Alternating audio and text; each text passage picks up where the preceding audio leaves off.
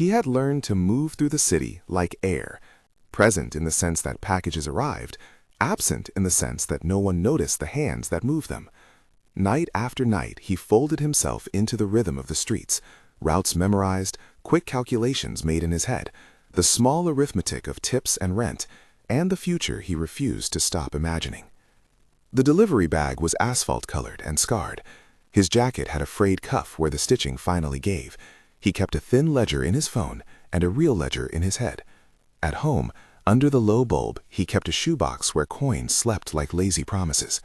In that box were bills folded down to the size of hope and a handful of receipts from the corner store, all of it intended for a door he wanted to open, a modest restaurant, something warm and steady, a place with a couple of tables and a pot that could feed neighbors who had fed him when he first arrived. If only the math worked out. His name here is Indefinito. The man who had spent the last 10 years behind bars carries a name that is indefinito in this telling. The place where the worker found the paper is indefinito. The dates, the docket numbers, the exact legal mechanism that would later change a life, those are indefinito where the record handed to us lacks them. Call it what it was, a city of passing faces, small mercies, and invisible labor, until a piece of paper made the city look twice. On an ordinary week, when the sky still held the last of daylight, and the city was in that thin between, dinner smoke and office doors locking, the paper entered his life with the subtlety of any other object. It might have been tucked into a pile of donated boxes left at the back door of a storefront he serviced. It might have slipped from a file folder at a clearing where old municipal records waited for the shredder. The exact place is indefinito. What matters is the moment, the hand that reached in, the fingers that brushed a folded edge, the brief pause where he registered the smell of old ink and copier toner, and something colder, authority maybe, breathing off the page. He had handled paperwork before, receipts, slips, a landlord's notice once, but this was the kind of paper that made him slow down. It had edges softened by time, margins crowded with stamped initials, and a circular ink mark pressed hard enough to dent the fibers. There were signatures, several, layered like shorthand ghosts. In the center, the name of a man was written. He knew that name from a neighborhood conversation years ago, a rumor that had darker weight the more it was repeated. A man in the state's custody, serving a decade for a crime everyone around the block had said wasn't him in low, sorrowful voices. The worker's eyes moved from the name to a passage that contradicted the record he had heard mentioned on stoops and in laundromats. A statement, or what read like a forensic summary, that didn't square with the version that had been used to convict the man 10 years before. He did not know legal texts. He knew delivery addresses and the weight of packages, and how to fold a steady pillow of cloth into the bag so it would not shift on his back. But he recognized misalignment when he saw it. The words on that page did not match the story the city had told itself about who was to be punished and why. There was a bare, sudden clarity. Something about this document belonged not with the trash heap or the shredder, but with someone who would know what to do with it. For a long time, the worker did what a lot of people in cities do with things that feel too big to carry alone. He carried it for a while. He folded the paper into the inside pocket of his jacket and went on his rounds, the folded rectangle a strange weight against his chest. He kept glancing at it like someone who has found a loose tooth with their tongue, afraid to touch and yet compelled. The city moved, indifferent and urgent. He delivered to high-rises with concierge desks and to old tenement kitchens where the light always seemed warmer. In the elevator of a building where he had done dozens of runs, a tenant asked after his day. He smiled and said, "Busy." He did not say what he had in his pocket. At home, the shoebox waited on the shelf above the single burner. He counted the coins sometimes, not to feed an obsession but to anchor himself against the city's tilt. Rent, gas, ingredients for the stew he made when the week allowed. That night he put the paper on the table and smoothed it with a thumb. It barked at him. There was a kind of insistence in that ink. Look, notice. He took a picture with his phone simply to keep a record of the thing. The photograph was clumsy, fingers in the frame, shutter speed too slow, the glow of the bulb giving the paper a yellow cast. Even so, the image looked like a ledger of meaning. He thought about the options. He could have kept it, let it rot in the shoebox, told himself he had better things to do. He could have handed it to the first police officer he saw, to the unmarked bureaucracy that sat removed behind counters. He almost did the last. In a precinct he had once used to report a lost wallet, a uniformed officer had been bored in a way that made the city feel both infinitely large and absurdly small. The officer had glanced at the man, at his jacket, at his accent, then back at his screen. He imagined that same glance reading the paper and deciding, before reading a word, that it was not worth time enough to be true. So he did something else. He took it to the block, to a neighbor who mended watches and kept one eye on the neighborhood gossip. The neighbor, name indefinitive, took the paper and turned it in hands that had known other papers of consequence, tickets, eviction notices, the occasional bill from the city that had been mistakenly addressed. The neighbor's eyebrows tightened. This, he said, though what he meant by the single syllable went wider than the word. This needs someone who can make it speak. That someone was not a single figure. It was the confluence of a person who wrote for the local paper and a young lawyer who did pro bono work out of a cramped office that smelled of printing ink. The worker did not know journalists and had never set foot in a law office. He did know that the city housed people who turned little discoveries into larger stories. He did what he had learned to do with things that were heavy. He put them in the hands of others and hoped for a return. The journalist, name indefinitive, met him at a diner on a rainy Thursday. The journalist was used to small miracles in pockets and odd tips left on a voicemail that would, with patience, become a piece of public reckoning. She smelled of coffee and the kind of attention that keeps questions alive. He slid the paper across the table. He said little. He listened while she read, a slow, careful movement of finger and lip. She photographed the page, then photographed the stamps that marred it. She read a passage out loud, and the diner around them shrank, its clatter falling away under the weight of the words. "What makes you think this is important?" she asked, not to belittle but to clarify where to spend effort. "It says—" He stopped, because he did not want to risk misreading a legal term. "It says something that doesn't line up," he said finally. 10 years. He paid for 10 years. This makes it look different." The journalist tapped notes into a recorder and into her own head. Name, indefinitive. Conviction, 10 years. The document, type indefinitive. Provenance, indefinitive. She asked where he had found it. He told the story.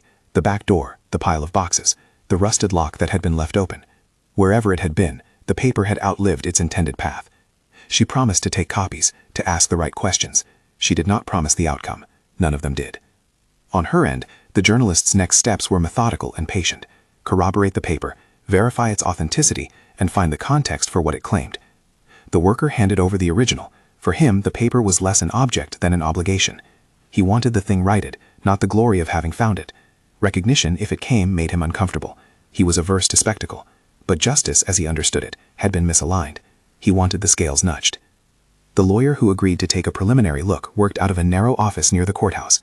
She had a desk that leaned with law books and a coffee mug with a chipped rim. Her clinic accepted cases that larger firms turned away as unprofitable or inconvenient. When she examined the document, she ran her finger along the margins, as though listening. She noticed the typeface, the spacing, that suggested a page printed on a machine that dated back before the city's current record system. She looked for watermarks. She checked the signatures against lists she could access and found that some initials matched names she'd seen in scanned filings, names that belonged, she knew, to technicians who had been part of a chain at Indefinito. The office or department is Indefinito. She noted an ink stamp that bore the crest of a municipal entity. The catalog number beneath it was smudged, and the year printed there was Indefinito. They began the work of authentication like people mapping a faint trail. Photographs were taken in controlled light. The original was placed in a protective sleeve. Copies were made with meticulous notes about the condition, the fold lines, the small tear near the corner that someone had attempted to repair with clear tape. The lawyer called an expert in document forensics, Indefinito, who agreed to examine the paper for handwriting consistency and print characteristics. The journalist requested access to archived files and made several calls to the local records office and to a few retired clerks who kept their own memories of the period when the original case files had been created. The first obstacle was the familiar one. Bureaucracy moves like a tide, and often in a circle. Records that were supposed to be cataloged appeared in ledgers only as placeholders. Some files were digitized, some remained on paper, some were listed as misplaced. A clerk said a file could be requested for review but that the process took time, indefinito days, indefinito weeks, depending on forms and backlogs. There was procedural language, bland and cold. Requests will be processed per current guidelines. There was, too, the human element, a staffer who remembered the original case vaguely and muttered that things were different then, as if the past could be excused because it was the past. At each step, the worker's role was understated. He did not march into the records office demanding justice. He answered when the lawyer called, when the journalist messaged, when a neighbor asked if he would sign an affidavit that he had indeed found the paper at a certain place. He signed. His signature, One small declaration in a case suddenly being re-examined was the sort of ordinary bravery that goes unnoticed until its ripples become visible. Authentication did not happen with a single flourish.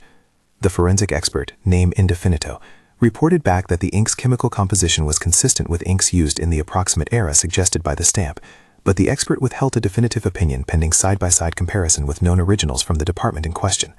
The lawyer requested specimens, the records office required formal applications, the journalist filed a public records request. Each new document was matched against the found paper like a puzzle, but pieces were tagged indefinito when they could not be located. Then there were the moments of friction that read like the city's barometer for accountability. When the journalist called a spokesperson at the prosecutor's office for a comment, she was told that they could not speculate on materials not in evidence, and that any inquiries would need to be submitted in writing. The spokesperson's exact words were indefinito for the purposes of this account because no public quote is on record to attribute. When the lawyer went in person to the records clerk, she was met with the procedural posture of "will look," which has the useful feature of sounding like action without imposing a timetable. The worker learned that institutions have a way of making time into a soft refusal. There were quieter resistances too, the suspicion in some corners that a delivery worker had stumbled into something beyond his station. A municipal archivist, polite but distant, asked how the worker had access to the boxes. A security guard at a building where an archive had momentarily been placed told the journalist to be careful about stirring up old cases. The language was studiously neutral. The effect was deflecting. For people who had kept the city's machinery running, small protocols suddenly became walls. At home, in the nights between meetings and calls and the small, restless sleep of someone suddenly tethered to a cause, the worker worried. He worried about what attention might bring to people he did not know, the man in prison, the one whose name echoed in neighborhood whispers for a decade, and his family. He worried about the paper's provenance, about whether it would be enough to alter what courts had already decided. He worried for himself, to the degree that he worried about being turned into a story the way a fish is displayed in a market window. He did not want to be tokenized. He did not want his privacy swapped for a headline. He wanted the truth to be heard. The journalist, pursuing corroboration, found small confirmations that mattered, an archived printout in a box at a community legal clinic that referenced a file number similar to the one hinted at in the found document. A retired lab technician remembered being assigned to a case where results were inconclusive, and when she saw copies of the found pages, her face tightened with recognition. These were not definitive rulings, but they were threads. Each thread made the possibility of a re-examination more than the fantasy of an excitable neighborhood rumor. As the circle widened, the worker's anonymity became a problem of conscience. He had found the paper and set a process in motion. Journalists wanted to tell the story of the person behind the discovery. Producers called asking for on-camera interviews. A local television producer asked if he would sit in a chair and tell the world how he had found the paper. The worker hesitated.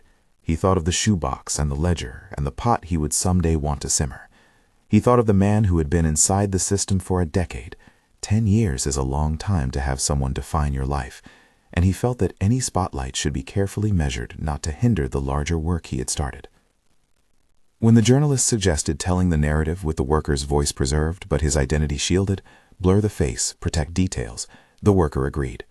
He wrote a short statement on a piece of paper, hands trembling, that said in essence, "I found this document.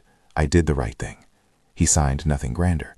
The decision, to be present but not consumed, sat uneasily in the space between humility and responsibility. Meanwhile, the legal clinic filed a formal request to access sealed materials tied to the original trial. The request's language quoted the found document in a footnote and asked for its placement within the official files. For the office receiving the petition, the request represented a disruption to a closed narrative. For the family of the imprisoned man, their names and their histories indefinite, the petition was a fragile reed of hope. Word spread a different way, through a neighbor's clip posted on a small community page that had become, over years, a patchwork of missing cats, offers of babysitting, and local gripes. A short video of the worker, hands calloused and warm, sliding a folded page and a small table, carried with it the humble authority of everyday life. The post did not announce a verdict. It did something subtler. It made visible the fact that someone who had spent years invisible had not only noticed, but acted. The clip was watched, first by a few dozen, then by a few hundred. Comments threaded like small prayers and small scolds. This city needs to see him. What took so long? If this is true, how many others? A friend of a friend who followed a small civil rights account saw the clip and recognized a pattern. Many convictions from the era in question had been influenced by forensic methods that have since been questioned. He tagged an advocacy organization. The organization, which had spent years cataloging questionable convictions, reached out to the lawyer and to the journalist. Suddenly, the matter moved from neighborhood curiosity to networked concern. This is where amplification began to act like pressure. A re-examination that had been plodding now felt the tug of many hands. The prosecutor's office, which had responded previously with caution, replied to a media query with a measured statement. It would review materials as appropriate. The exact phrasing and the spokesperson's name are indefinite in this retelling, because the public record in our sources does not provide a direct quotation available for attribution. What is traceable is the effect. The office's acknowledgement, however carefully phrased, made the matter official enough to remove the label of rumor. Even as momentum built, the legal necessities, official verification of the document's authenticity, establishing a clear chain of custody from the moment of the paper's origination to its present, loomed like a procedural mountain. The lawyer filed motions to have the document accepted as evidence in a pending review and asked for an ex parte determination of its relevance. The forensic report came back with cautious language. The document showed signs consistent with institutional origin, and some aspects could be corroborated with other records already on file, other records that themselves were preliminary and, in places, incomplete. Where comparisons could be made, matches were found. Where gaps existed, they were marked indefinitive. The worker attended a hearing, not in the capacity of a litigant, but as someone who had initiated a chain of events that had been acknowledged. He sat in a chair near the back of the room and listened to lawyers trade procedural phrases that sounded like weather, motions, continuances, records custodian, redactions. He tried to follow, to understand which steps would matter for the man who had spent 10 years in prison. At points he felt the legal language thicken like fog. At others he felt certain in his own simple certainties that a document must be treated with care, that mistakes of the past must be righted, that the man who had been convicted deserved an explanation that matched truth. Outside the courthouse, cameras were a low buzz. Reporters asked him, politely and persistently, what he had thought when he saw the paper. "I thought someone should listen," he said. He did not want to become the story. He wanted the story to do its work. He wanted, in the practical ways he could articulate, to make sure that the man who had lost years, not just a number, but birthdays and simple freedoms, would have the chance to reclaim what had been taken. There were private moments that the cameras did not capture. The worker standing under sodium lamps after a long day of runs, the folded paper in a plastic sleeve, a phone screen glowing with messages of thanks from people he had never met. A neighbor brought over a casserole and left it on the stoop. Another neighbor, who had known the imprisoned man's mother years ago, knocked on his door and said, "You did something important." He nodded and accepted the casserole with a bewildered gratitude. But the story's path was not and would not be linear. Documents that looked decisive sometimes proved partial. A stamp here was authentic. A signature there matched a witness, but not the testimony that had been used at trial. They found small errors in the original file, clerical mistakes that had been amplified into life-changing consequences. They also found places where institutional memory had faded, where notes had been misfiled, and where the archival systems were so fragmented that reconstructing a chain of decisions from a decade earlier felt like trying to map a river after a drought. At each discovery, the worker's sense of what his role had initiated shifted a few degrees. What began as an impulse to hand a weird page to someone who could do something had become the beginning of an inquiry into a system's neglect. He did not know if this would culminate in a court reading that would free a man. He only knew that the work of untangling the past had begun, and that it required patience, persistence, and a willingness to be patient with the slow-moving machinery of proof. Then, in a brief but decisive moment, something changed the tenor of the small fight. The journalist uploaded a piece, not an editorial flourish, but a carefully documented narrative that laid out the found paper, the inconsistencies it revealed, and the steps others had taken to verify it. The piece included interviews with the lawyer, with a retired technician who remembered the case, and with neighbors who had for years whispered the same hard question: what if we were wrong? When the article went live, social media did what it always does. It amplified, it distorted, and it insisted on speed. The worker's photograph, blurred at his request, was shared. The neighborhood clip that had first drawn attention circulated again, picked up by accounts with larger followings. An advocacy group reposted the article with a call to action.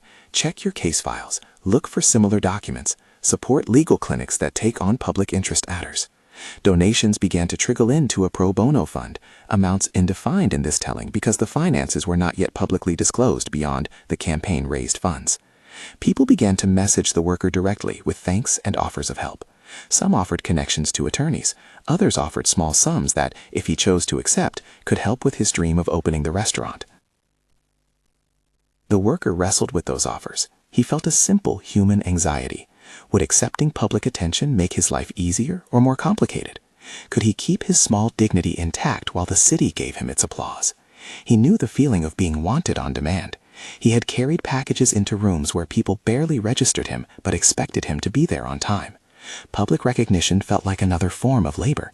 Still, the resources being offered presented an opportunity to invest in legal assistance for others, to support a clinic that might look for similar injustices. He thought of the pot on his imagined stove and of a table where neighbors could eat without being priced out. He wrote down numbers in his ledger. He did not make promises. As the story spread, institutions that had been quiet found it harder to remain so. Calls came in from offices that had earlier said, "We will review," now sounding more hurried. The city archivist agreed to an on-the-record interview about the challenges of preserving old files. The prosecutor's office issued an acknowledgement that it had received a request for review, exact phrasing indefinite, and that it would cooperate as appropriate. The word appropriate covered a landscape of meaning. To some, it meant actual review. To others, it meant the beginning of a ritual that stalls. The lawyer, for her part, filed a motion seeking access to sealed evidence and the unredacted lab notes. The court scheduled a hearing. Dates are indefinite in this version.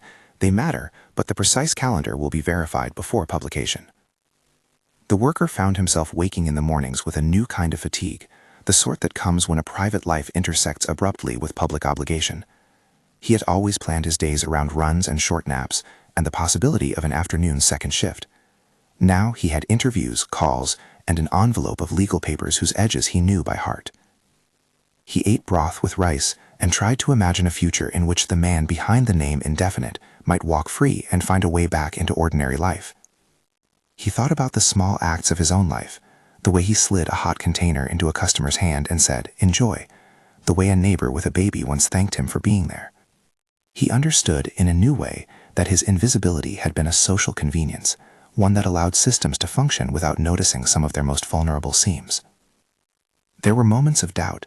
In a late-night conversation with a neighbor who had first encouraged him to hand over the paper, he asked, "What if this is nothing?" The neighbor, who had mended watches and known the pulse of the block for 20 years, looked at him and said, "Then at least you tried. At least someone tried." It was not a fully comforting thought, but it offered a kind of moral arithmetic. An attempt, even if it failed, was better than silence. And then came the new pressure. Attention had an appetite. Producers wanted to tell a rousing arc, one that fit neatly into a single broadcast. Fundraisers wanted the worker to be the face of a campaign. The worker resisted. He insisted that the story remain centered on the man who had been imprisoned, not on him. He asked that any funds raised be directed to legal aid and to community programs rather than to his own person. That was a principled stance. It was also, in practical terms, complicated. Some donors wanted to support him personally and were confused by his refusal. Others respected it. He found himself fielding emotional appeals and suspicious offers in equal measure. It is worth pausing on that tension because it illuminates a recurring ambiguity in such moments. Visibility may confer resources and may also extract privacy and autonomy. He understood both sides of the trade. He had always wanted a small place to cook. The offers made that dream feel closer. But he also recognized that becoming the man who found the paper could reduce him to a prop in someone else's story. So he navigated carefully, choosing interviews with journalists he trusted and asking that certain elements of his life remain private. Not every request was granted. Sometimes the narrative demanded a face. He gave one occasionally, but mostly he chose to stand behind the detail of his actions rather than in front of the camera. By the time the lawyer's motion was scheduled for a hearing to determine whether the found document would be admitted into a reopened review of the case, the neighborhood had organized a small support contingent. Neighbors came with signs that said, simply, "Look again." A small portable table was set up with coffee and handbills that explained in plain language what had happened and why people were concerned. The man in prison, indefinito, had family members who followed the news with a tempered hope. They had not been spared the years of doubt and anger, and their faces showed the year's cost. The worker did not seek out the family. He felt that any interaction needed to be led by them. But he watched from across the room as they clutched one another in something like readiness for whatever might come. Inside the hearing room, lawyers moved through the ritual of argument. The defense counsel presented the found paper as a piece of potentially exculpatory evidence, arguing that its inclusion in the record warranted a re-examination of the original conviction. The prosecutor's office, with its customary caution, asked for time to verify and to produce any countervailing documentation. The judge listened, notating the proceedings with a practiced hand. When the judge made a ruling to allow further review, the specifics of which are indefinito, because the legal mechanism and text must be verified, the room exhaled like a held breath released. For the worker and for others, this was not a final vindication. It was a procedural opening, a door cracked where before there had been solid wall. Outside, the cameras clustered. The worker, who had stood for hours in a courthouse hallway, felt the thin calculus of public life settle around him. Attention, yes, but also a responsibility not to overpromise. He told a reporter, quietly and without flourish, "We just want the truth to have a chance." That line, simple, unadorned, circulated in many later retellings. It was not designed to be memorable, it was true. For him, for the man who had been imprisoned, and for the community that had long suspected a wrong, the demand was small: let the truth be examined with care. The story, at this point, had moved past the act of discovery and into the messy, necessary labor of verification. It had sparked attention, but not yet reached the moment of release that had been the whispered hope of neighbors for 10 years. Documents had been copied and cataloged. Forensic analyses had been commissioned with language cautiously promising and cautiously calibrated. The worker returned to his routines, his runs, the friction of the city on his shoulders. He kept the shoebox close, not out of possessive attachment, but because it still held, with stubborn optimism, the means to open a small pot and a small door. He had stepped into visibility unwillingly and with restraint, preferring not to have his life converted into spectacle. He had done, in his own way, an ordinary thing. He had noticed, he had acted, and he had kept insisting that the systems around him noticed too. If justice is a machine, it is a machine that sometimes requires the smallest gear to be reinserted to regain full motion. The worker had become that gear. His hands, the same ones that had carried groceries and warm dinners, had also unfolded a piece of paper that might change a life. Whether it would change one life or many remained to be seen. Whether the man who had been inside a cell would walk out into sunlight again was not yet the story's end. For now, there were interviews to be scheduled, experts to be consulted, and a city to be reminded that the people who keep its nights fed and its deliveries humming have in their pockets and their shoeboxes the capacity to alter the arc of an institution. If you follow stories about justice and community, subscribe for more. In the days that followed the hearing, the rhythm of the worker's life tightened and then loosened in new ways. Calls came in at odd hours. Activists wanted updates. A producer seeking to know whether he would participate in a feature. A neighbor asking if he could come by with a casserole. The lawyer compiled a dossier. The journalist continued to press for documentation. An advocacy group offered to supply investigators with access to paid database searches that could speed up corroboration. Each new piece of attention carried potential and peril. At one point, a records custodian discovered a misfiled folder in an off-site storage unit. The finding was small, a stack of lab notes, a single handwritten addendum, and yet it mattered because it filled, partially, a gap that had allowed years of certainty to stand unchallenged. The lab notes suggested that a key piece of evidence had been flagged as inconclusive at the time of the original trial. The notation was not an exoneration, it was not even an explanation, but to people who had lived with the memory of a conviction that had felt wrong, it was a crack in an edifice. That crack, once seen, widened as more inquiries were made. A retired technician's handwritten ledger surfaced with a scribble that echoed the found document's initials. A memo from years back, flagged indefinito in this account, because its full text was not publicly available to us, hinted that there had been internal concerns about certain testing methods. These were not convenient pieces of proof, but rather the kind of layered evidence that, when assembled patiently, built a case for re-examination.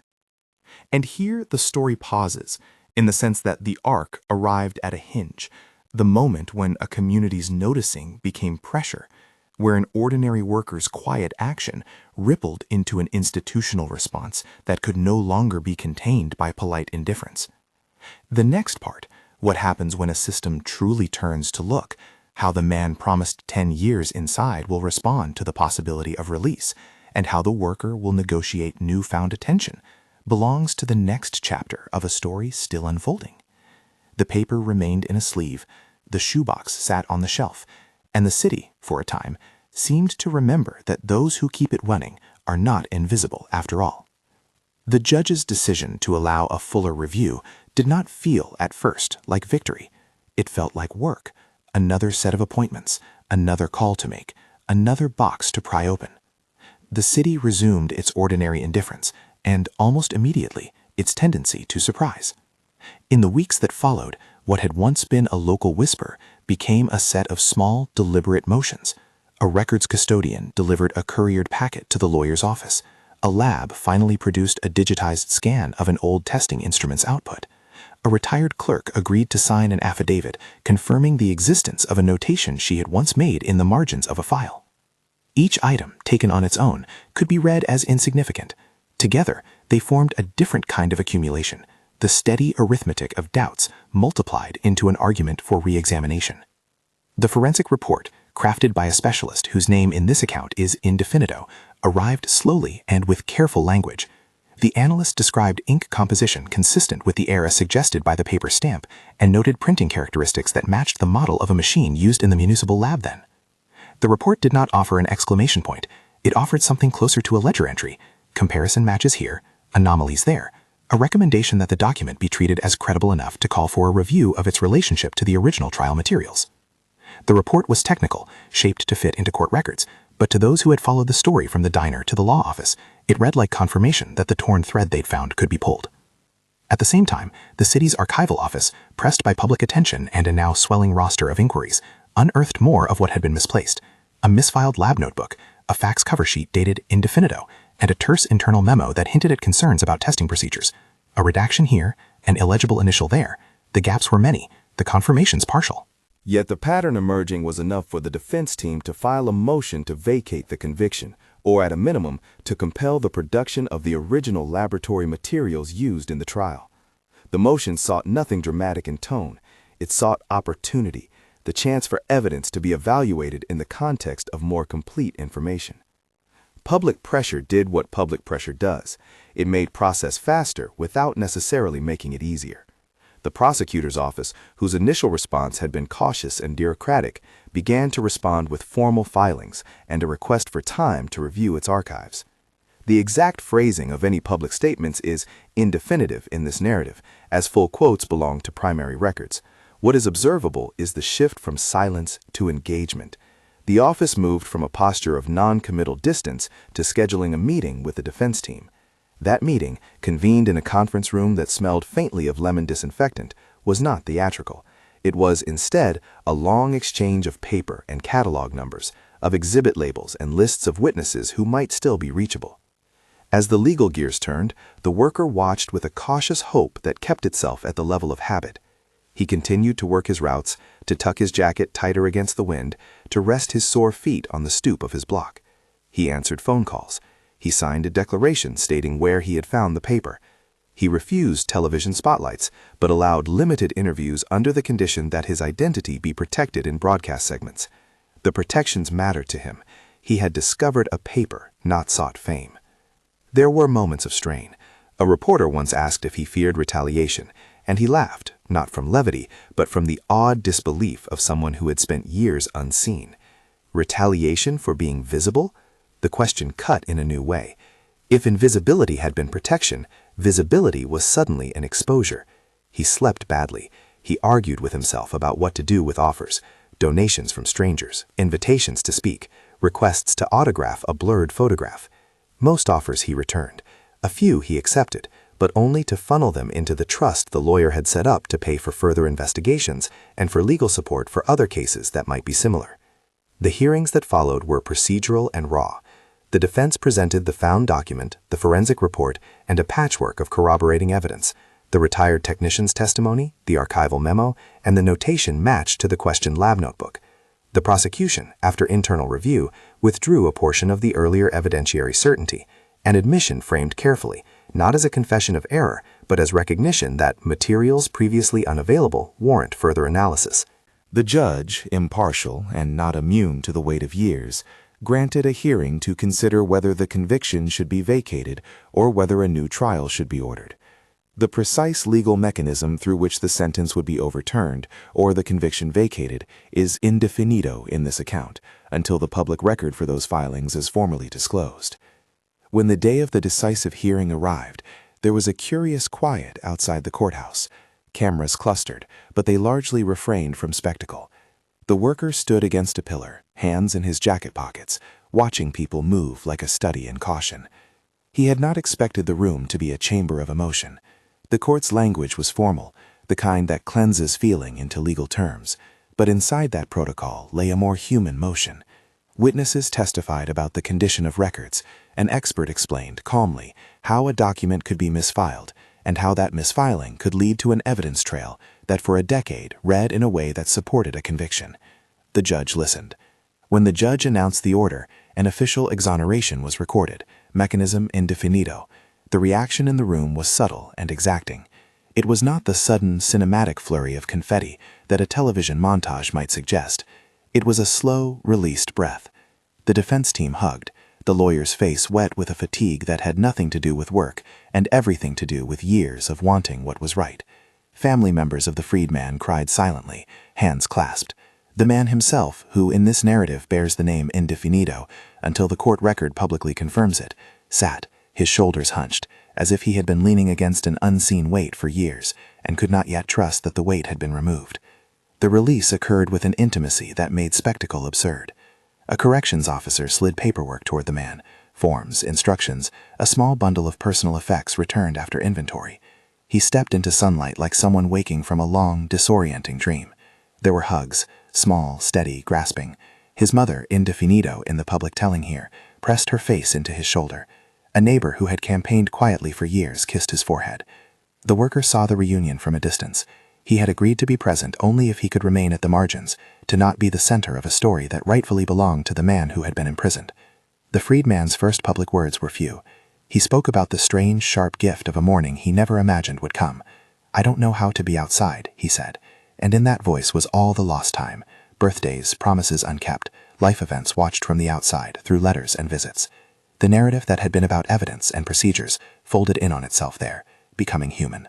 The media trimmed the moment into headlines, but those who had been in the courthouse remembered the smallness of it, the way the man's hands shook when he accepted a cup of coffee, the courteous nod to the defense attorney who had leaned the case back into the light, the worker standing back, fist in his jacket, expression unreadable. There were practical steps to follow. The court's order required administrative processing, the filling of forms to clear records, and notices to be sent to various agencies. The man, careful now in a world that had been largely absent for 10 years, agreed to meet with social workers who could help with housing, with finding identification documents, with securing immediate basics like medication and clothing. The freed man, whose past 10 years had been measured in the prison's cadence, owed small debts to reality, the need for a phone, a bank account, the simple logistics of reentry. The worker contributed where he could. He brought over a casserole more than once. He connected the family to neighbors who read job leads. He did not expect gratitude. He accepted it with a quiet that matched the kind of man he was. A fund had been established by the lawyer and the advocacy groups to support the case's investigatory costs and to provide immediate assistance to the freedman's family. The campaign had raised funds, amounts indefinite here because public accounting was still being reconciled, and promises from donors came in the form of small checks and larger offers. The worker declined most offers to be the face of the fund. He asked that his role be described honestly. "I found the paper. I didn't start the court." He insisted that any public messaging emphasize the work of legal clinics and the need for better archival practices. It was an insistence less about heroism than about accuracy. Over the following months, the freed man stepped into life with careful steps. He found a day job with a small manufacturing shop thanks to a neighbor's call. He reconnected with siblings who had been estranged by distance and time. He went to a community center where classes on digital literacy helped him get an email address and a cell phone plan. He attended some meetings with the defense team about potential civil remedies, conversations that, in this narrative, are presented only as possibilities because any claim about future suits or systemic changes is indefinite absent verified filings. What mattered more immediately was this: he could go to the store without asking permission. He could sit on a stoop and watch the sun with the unpressured luxury of ordinary time. The worker's life did not transform overnight into something gilded. He still kept his shoebox. He still imagined a small restaurant with a pot simmering on a modest burner. But the story's reversal had consequences. A small group of neighbors pooled modest donations and offered to help with the down payment for a worn but workable counter he could buy for the eventual kitchen. An old friend lent him an apron. An organizer offered to host a community fundraiser whose proceeds would seed a legal clinic fund. The worker accepted these offers, not as trophies, but as practical ways to forward the good he hoped might emerge from what he had found. He also refused certain things. A publisher's representative asked if he would write a memoir. A television producer asked if he would go on a morning show and describe the moment he had found the paper. He declined both, not from the stubbornness of pride, but from a desire to preserve the modesty of the action that had set things in motion. "The man who was inside needs more than my story," he told the neighborhood lawyer. "Don't make this about me." It was a principled request that was not always easy for others to honor. Good intentions and media appetites often collide. Negotiating that collision required a steadiness he had acquired not from ambition, but from habit. There were also institutional aftershocks. The city's archival practices were criticized in op-eds and at a city council meeting, where residents filed into a room that smelled of varnish and municipal coffee. Council members heard about misfiled materials and requests unreplied to. They heard neighbors ask what protections could prevent similar oversights. The council's response was procedural, a motion for a review of archival processes that would itself require committee work and timelines in definio. But the conversation had shifted. Advocacy groups used the case as an example when petitioning for more funding for public defense and for stronger oversight of forensic labs. None of these initiatives promised immediate change, but they made visible a policy landscape that had previously been obscured. In the neighborhood, the small rituals of recovery crept in. A group of volunteers organized weekly legal aid clinics hosted at the community church, where a folding table and a thermos of coffee were set up each Thursday.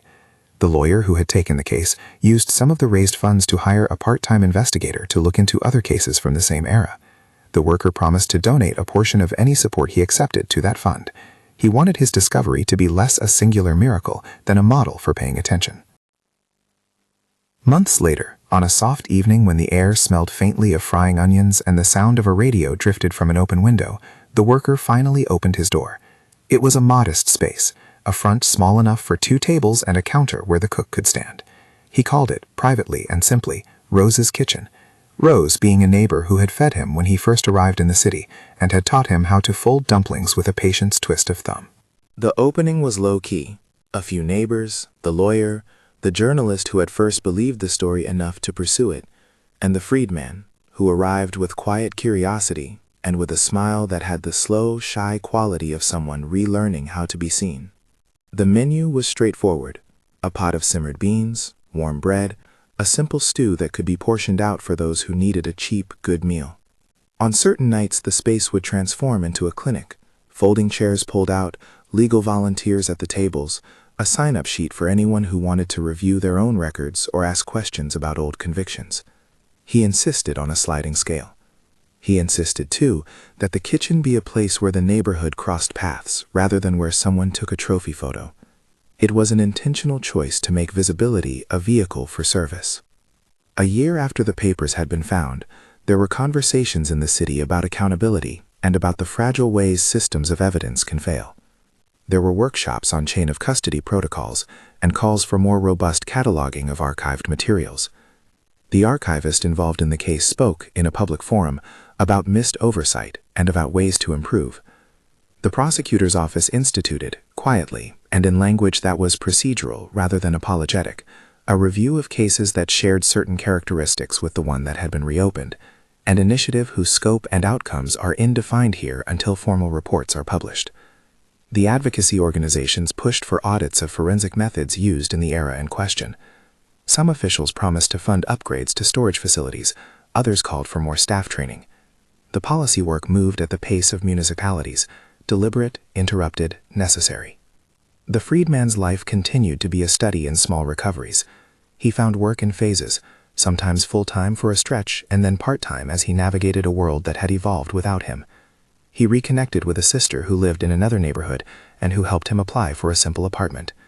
He kept a small notebook where he wrote down the things he wanted to remember: a friend's phone number, the best way to make coffee, a street name for a bus he wanted to take. He did not, for the most part, speak about the 10 years unless asked. When he did, he spoke with a restrained clarity that resisted pity. "I lost time," he'd say, "and I'm learning again how to count it." For the worker, the aftermath was not a neat moral arc, but a messy continuation of daily life threaded with occasional tremors of recognition. He still carried a ledger in his head. He still counted the slow arithmetic of rent and ingredients. He still watched for the city's small cruelties, aware now that a single act of attention could sometimes tilt the machinery of institutions toward accountability. He became, in the neighborhood's retelling, an invisible hero, a label he accepted with hesitance.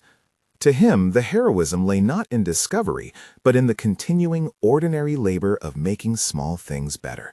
Feeding neighbors, hosting a clinic, tending a pot. There were moral complexities he had to reckon with. He felt survivor's guilt in private moments. How odd, he thought, that his hands had found a paper that opened a door for someone else, while so many remained invisible. He wondered about other files in other boxes, about the countless small mistakes and misfilings that never met the light. He also felt gratitude to the neighbor who had recognized the paper's weight, to the journalist who had believed enough to investigate, to the lawyer who had translated paper into legal action. He wrote thank you notes to people who had offered support, sometimes in flourished handwriting, sometimes with the brief script of a man who writes fast between shifts. At Rose's kitchen, the freedman came once or twice to sit at a corner table and eat a bowl of stew. He sat quietly, sometimes talking to the worker about small things, recipes, the way onions caramelize, where to buy split peas. He told no one the full story of what it felt like to rebuild trust with a world that had been stern and exclusionary. He let the neighborhood's kindness accumulate like small coins in his pocket. The larger question, whether the case would catalyze lasting reform, remained unsettled. Proposals were drafted, committees formed, and a small increase in archival funding was approved after months of negotiation. A few prosecutors expressed interest in reviewing other convictions, some did not. The legal clinics that had gained visibility because of the case received a modest boost in donations, amounts indefinitive in this account, enough to hire part-time staff and to intake more inquiries. The workers' discovery had, undeniably, nudged a system. How far it would push it was still, many months later, a question in public records and in the minds of those who had watched the story unfold. Yet the story closed for most of those involved, not with fanfare, but with work and with a series of small becomings. The freedman learning to bank, to apply for housing, to answer a phone politely for the first time in a decade. The lawyer taking on cases that had once seemed hopeless. The journalist following up with a database of similar convictions and noting patterns that demanded scrutiny. And the worker, who had never wanted to be more than a neighbor with a pot and a ledger, opened his door, served a bowl, and listened. On an ordinary evening, months after the courtrooms measured relief, a line formed outside Rose's kitchen for a community meal. People shuffled shoes on the stoop and passed the time with small talk. The worker stood behind the counter, sleeves rolled, the pot simmering quietly.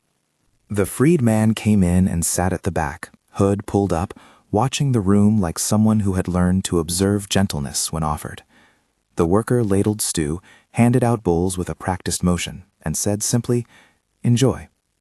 The phrase, ordinary and warm, carried more than domestic civility. It contained in its smallness the moral of the story. Seeing one another, even in modest acts, is a kind of justice. There were still structural things to be done. Files needed better care. Funding needed to be stable for public defenders and for forensic audits. But those conversations, while necessary, did not eclipse the human core of the story. An invisible worker found a paper, acted on it, and helped a man reclaim 10 years that had once been taken. The exoneration, official, recorded, mechanism indefined in these notes until the court's records are fully disseminated, was a legal remedy. The human remedy was more fragile: steady neighborhood care, legal attention where it had been absent, and a communal insistence that the city remember its laborers, not only when they discover proofs of institutional error, but always. He kept the shoebox for a long time after the case closed. Once, on a slow afternoon, he took out the photograph he'd snapped of the document that started it all. Fingers blurred, the bulb's yellow cast soft around the page, and tucked it behind a recipe clipped from a newspaper. Someone joked that he kept his evidence next to his family recipes. He smiled because the thought pleased him. The place where truth and nourishment met was exactly where he wanted to stand. If the story teaches anything, it is that attention has consequence. The worker had nothing of legal training and everything of human noticing. He did not set out to fix a system. He set out, at first, to do the small decent thing, not to let an inconsistency pass unexamined. That decency cascaded into journalism that would not ignore a lead, into lawyering that would not accept convenient closure, into community action that would not allow an instance of oversight to be normalized. An individual act, multiplied and aided by others, pushed the city to do what it should have done years earlier. The freed man, the worker, the lawyer, the journalist, the neighbors, they are all part of the afterlife of that folded page. None of them emerged untouched. The worker's visibility came with invitations and obligations he navigated with care. The freedman's life reclaimed slivers of ordinary time that had been lost. The city, slow and mundane, shifted in small ways toward better practice. The larger structural improvements remained a work in progress, to be pursued by the lawyers and advocates who had now found themselves with more evidence and more demand. Night fell over the block. Neon signs buzzed. The worker closed his small restaurant's gate, counted the day's receipts in his head, and slid a ledger into his pocket. He thought of the man who now walked free, and of the many papers still hidden in boxes and basements and file rooms. He thought of the many invisible hands that keep a city fed and delivered, repaired and cleaned, soothed and steady. He thought, briefly and not without sorrow, of all the people who never find the paper that might set them free. A short time later, he walked down the block and saw the freed man leaning against a lamppost, watching children play. The man looked up and nodded. It was a small exchange, a neighborly gesture more than a newsworthy moment, but it was the proof they all needed, that daylight, once reclaimed, could be ordinary and sustaining. Share this story.